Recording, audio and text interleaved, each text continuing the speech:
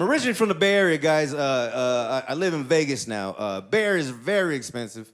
Matter of fact, I had to live with the same amount of people that's here just so I could pay rent. That's how expensive it is.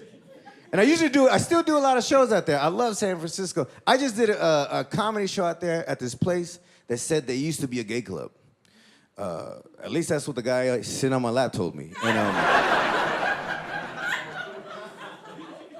I did a show in Oakland one night, right? It was crazy. It was crazy because, like, I was a little intimidated. It was all a black room, right? It's a majority all black audience.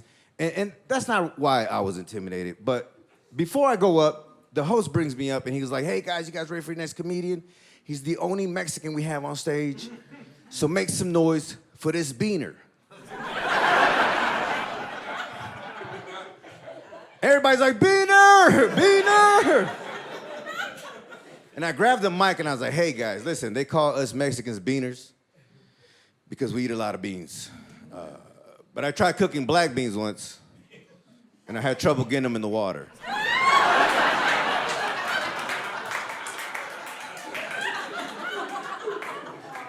I'm glad you guys laughed because no one in Oakland did. All I heard was, all right? All right now. And he didn't even have a gun. He just made that noise to remind me I was gonna get shot that night. Love doing comedy. This is my favorite thing. Before comedy, I used to be a bartender. And bartenders deal with a lot of nonsense. It's crazy. One night I was dealing with this guy. He had so much money, he only wanted me to serve him, right? And I was like, all right, but he started getting too drunk, so I had to cut him off. I was like, bro, I can't serve you anymore.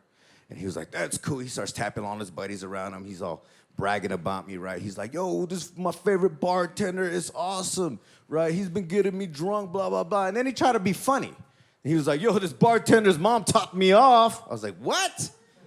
I said, yo, man, my mom is no longer with me. Terrible accident in 04. I didn't want to talk about it, so I walked away. He calls me back. He's like, come back, man. I want to apologize. Reaches in his pocket, gives me $300 as a tip. He goes, I'm sorry, man. I didn't know that news. I apologize. I didn't mean to disrespect you.